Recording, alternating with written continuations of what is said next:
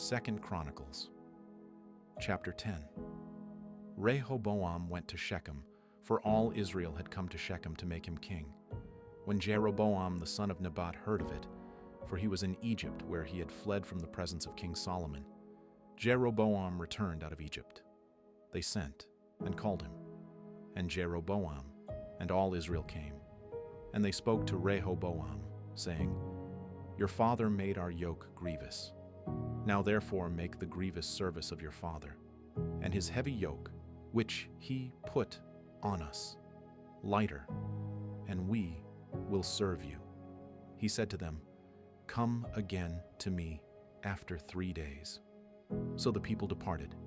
King Rehoboam took counsel with the old men who had stood before Solomon his father while he yet lived, saying, What counsel do you give me about how to answer these people? They spoke to him, saying, If you are kind to these people, please them, and speak good words to them, then they will be your servants forever. But he abandoned the counsel of the old men which they had given him, and took counsel with the young men who had grown up with him, who stood before him. He said to them, What counsel do you give, that we may give an answer to these people who have spoken to me, saying, Make the yoke that your father put on us lighter? The young men who had grown up with him spoke to him, saying, Thus you shall tell the people who spoke to you, saying, Your father made our yoke heavy, but make it lighter on us. Thus you shall say to them, My little finger is thicker than my father's waist. Now, whereas my father burdened you with a heavy yoke, I will add to your yoke. My father chastised you with whips, but I will chastise you with scorpions. So Jeroboam and all the people came to Rehoboam the 3rd day, as the king asked, saying, Come to me again the 3rd day. The king answered them roughly. And King Rehoboam abandoned the counsel of the old men, and spoke to them after the counsel of the young men, saying, My father made your yoke heavy, but I will add to it. My father chastised you with whips, but I will chastise you with scorpions. So the king didn't listen to the people, for it was brought about by God, that Yahweh might establish his word, which he spoke by Ahijah the Shilonite, to Jeroboam the son of Nebat. When all Israel saw that the king didn't listen to them, the people answered the king, saying, What portion do we have in David? We don't have an inheritance in the son of Jesse. Every man to your tents, Israel. Now see to your own house, David. So all Israel departed to their tents.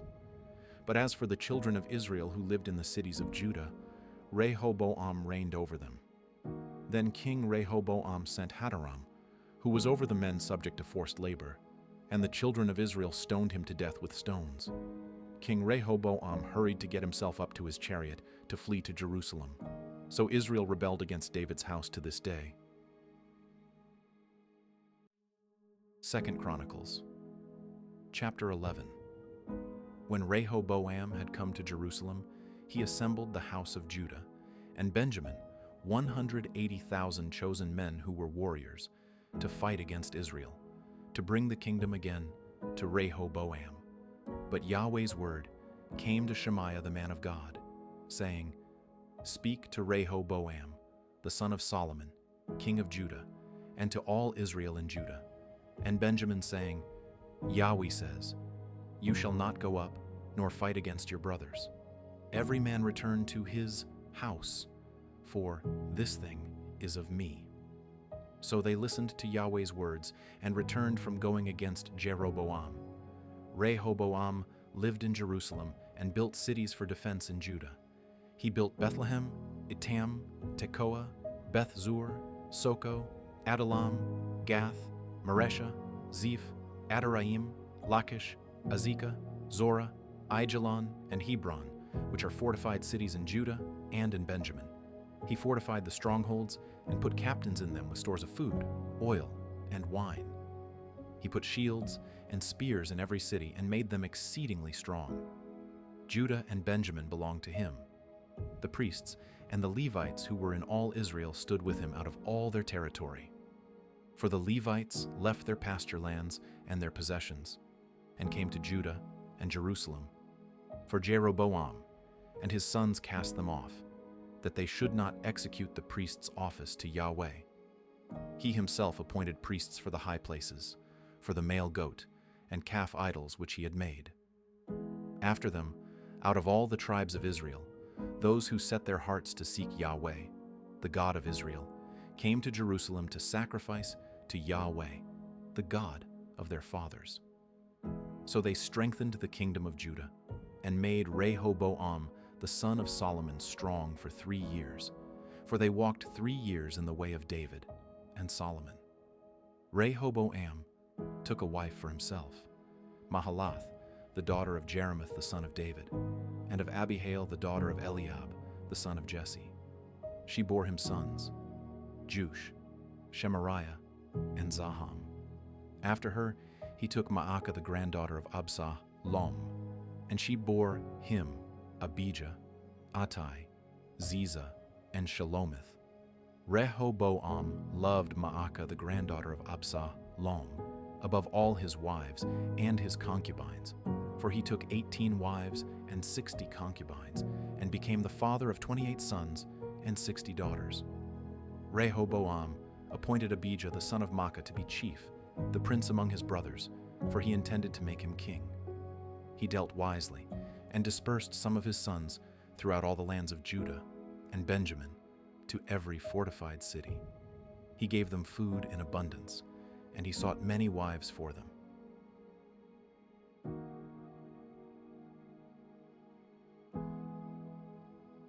Second Chronicles Chapter 12.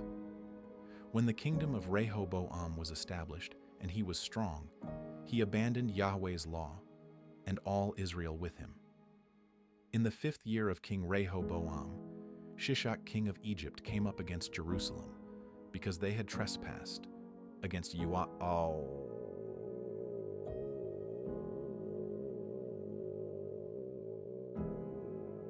with 1,200 chariots and 60,000 horsemen.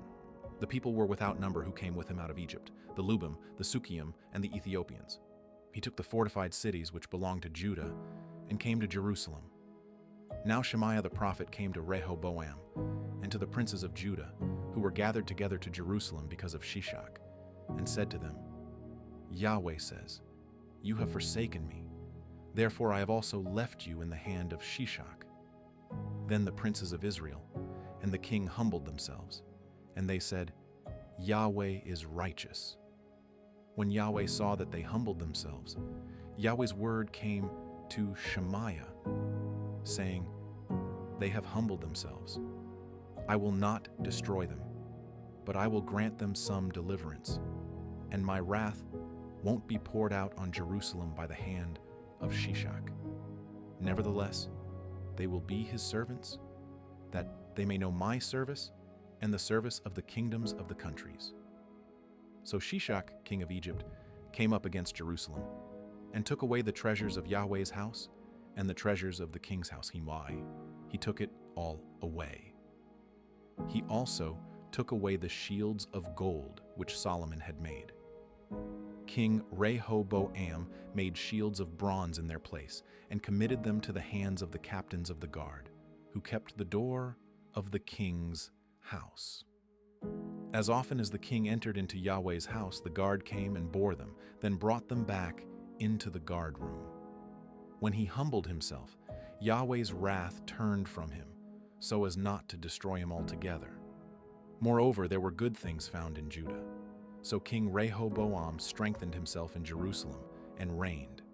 For Rehoboam was 41 years old when he began to reign, and he reigned 17 years in Jerusalem, the city which Yahweh had chosen out of all the tribes of Israel to put his name there. His mother's name was Naamah the Ammonitess. He did that which was evil, because he didn't set his heart to seek Yahweh. Now, the acts of Rehoboam, first and last, aren't they written in the histories of Shemaiah the prophet and of Iddo the seer in the genealogies? There were wars between Rehoboam and Jeroboam continually.